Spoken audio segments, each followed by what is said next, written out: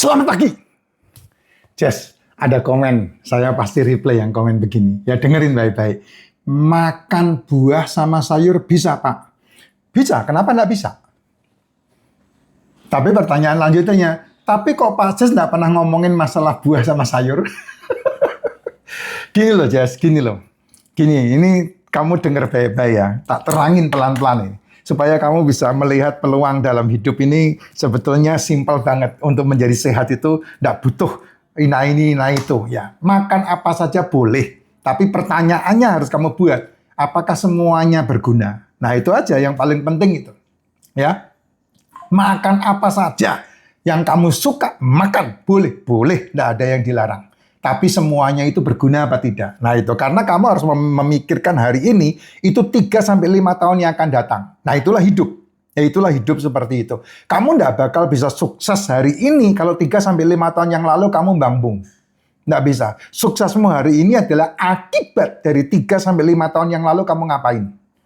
Nah itu pertimbangan yang sangat simple, tapi diabaikan sama banyak orang. Kamu sakit hari ini, entah itu diabetes, entah itu ginjal, entah itu jantung, entah itu apa. Itu akibat dari 3-5 tahun yang lalu kamu ngapain. Nah itu yang membuat pembelajaran dalam kehidupan saya. Kenapa tahun 2020 saya terdiagnosa kena jantung dan kemudian harus pasang ring jantung. Dan kemudian jantung saya bengkak 30% dan bocor. Nah saya melihat ke belakang 3-5 tahun sebelumnya saya ngapain. Nah itu yang saya pelajari gitu. Karena tidak ada asap, karena tidak pernah ada asap tanpa ada api. Nah, itu hukum namanya. Dan itu tercatat di dalam 12 hukum alam. Namanya hukum sebab akibat. Atau dalam bahasa kerennya disebut sebagai hukum besi. Ya, semua hukum di dunia ini, hukum besinya adalah sebab akibat. Law of attraction. Ya, hukum gaya tarik. Hukum magnet, hukum tarik-menarik, hukum tabur tuai, hukum karma, itu semuanya ini pondasinya. Hukum sebab akibat. Gitu. Nah, itu disebut sebagai hukum besi. Nah, demikian juga dengan yang namanya kehidupan, kesehatan gitu. 5 poin yang menjadi makanan tubuh kan. Yang pertama dan yang kedua ini disebut sebagai mikronutrisi. Yang ketiga, 4, dan 5 disebut sebagai makronutrisi. Ingat, mikronutrisi dan makronutrisi. Mikronutrisi itu adalah mineral dan vitamin. Itu ada dalam racikan Mak Jin. Habis. Mikronutrisi ada di dalam racikan Mak Jin. Ada di dalam suplemen yang disebut sebagai superfood. Itu sebabnya kalau kamu udah kena metabolic syndrome, udah kena komplikasi, saya sarankan tambahan dari minumanmu mikronutrisi ini, mineral sama vitamin, liposomal glutathione, probiotik, D3K2, MCT, royal jelly, propolis. Suplemennya 6 biji itu. Tambahan magnesium boleh, tambahan zinc boleh, tambahan yang lain boleh, tergantung kebutuhanmu yang mana gitu. Nggak ada masalah. Itu mikronutrisi. Harus ini. Kalau tidak, ya kamu akan kekurangan masalah. Kamu akan dibuat berpenyakitan, bermasalah dengan tubuhmu. Nah, kemudian ada makronutrisi. Makronutrisinya adalah asam amino, asam lemak, karbohidrat. Ini makronutrisi ini. Dan 5 ini harus diasupkan ke dalam tubuhmu. Melalui apa? Makanan. Makanannya apa? Makanannya banyak. Ya. Makanannya banyak. Asam amino sama asam lemak ini ada pada telur, ikan, daging, seafood. Karbohidratnya kamu bisa dapat dari sayur, buah, nasi, cemilan, cepuluh, ceplas, 12, 13, jajanan, kue-kuean, goreng-gorengan, minuman-minuman berenergi. Ini karbohidrat kamu bisa dapat dari situ. Nah, di dalam karbohidrat itu ada yang namanya glukosa, ada yang namanya sakrosa, ada yang namanya fruktosa di dalam karbohidrat itu. Dan sebagian, kamu kalau ke sebelah, ke konvensional, disebut serat. Gitu. Ya, ini penting banget nih.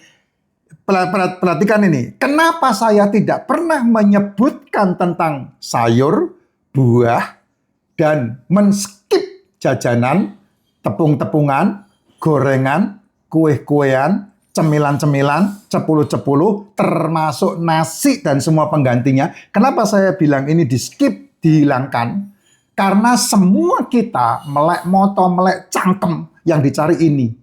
Dan kamu menyebutnya ganjel perut. Nah, resikonya 3-5 tahun yang akan datang, kamu bermasalah gara-gara ini. Dan kamu mengabaikan ini.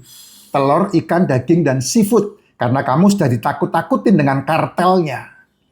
Jangan makan daging, nanti kamu kena jantung. Jangan makan daging, nanti kamu kena kanker. Jangan makan telur, nanti kamu kena ini. Ini adalah pembodohan yang selama ini dipakai untuk kamu menjadi orang yang terfarmasi.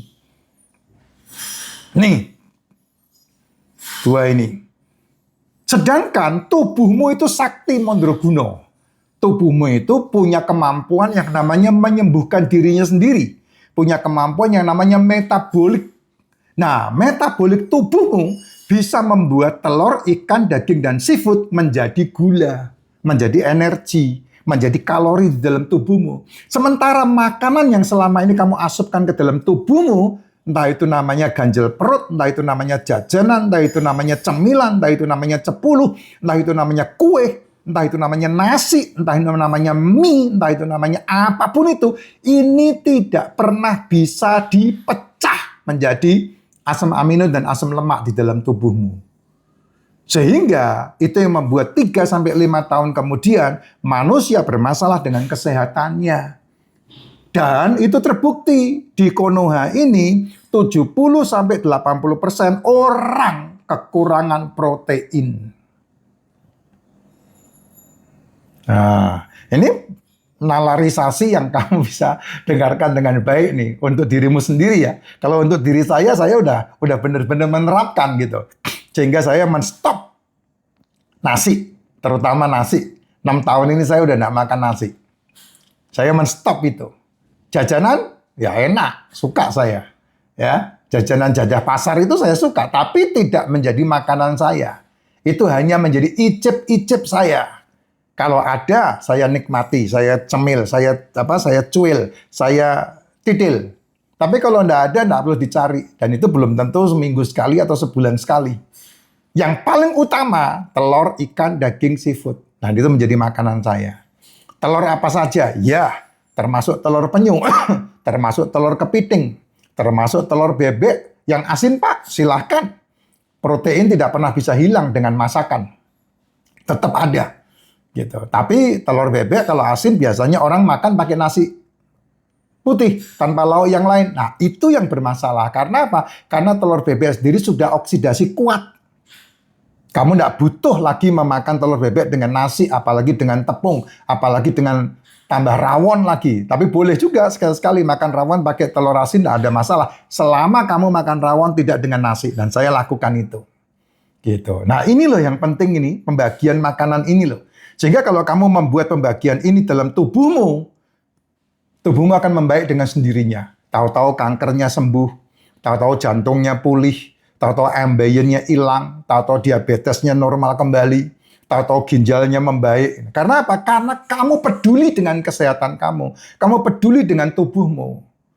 Sehingga tubuhmu setuju dan kemudian dia membuat salutogenesis bekerja. Selnya makan dengan lahapnya, yang dimakan adalah sampah dalam tubuhmu dan tubuhmu dengan sehat kembali. Nah, caranya bagaimana? Gampang banget.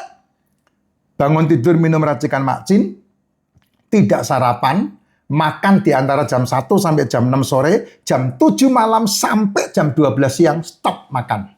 Minum harus. Karena minuman itu yang dibutuhkan lambungmu. Supaya lambungmu sehat, minum. Nah, terbaik ya minum racikan makcin. Karena racikan makcin full nutrisi. Gitu, itu caranya terbaik kayak begitu. Nah, kamu kalau ngerti rahasia ini, kamu tidak akan cerewet lagi dengan masalah sayur, buah, tidak akan bermasalah. Ada dimakan, tidak ada tidak nyari. Saya juga begitu. Ada sayur saya makan, kayak kemarin 2 hari yang lalu saya makan capcay, makan lahap saya. Dicampur ada telur puyuhnya banyak banget. Ya saya makan. Tapi kalau tidak ada tidak nyari. Nah, itu dia, karena saya tahu tubuh saya butuh apa. Gitu. Telur, ikan, daging, seafood harus. Telur yang paling murah lah, bisa didapat dimanapun. Telur. Gitu ya.